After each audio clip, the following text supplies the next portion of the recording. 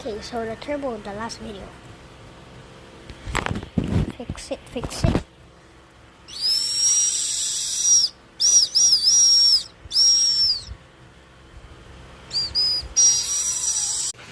We got a new turbo, look.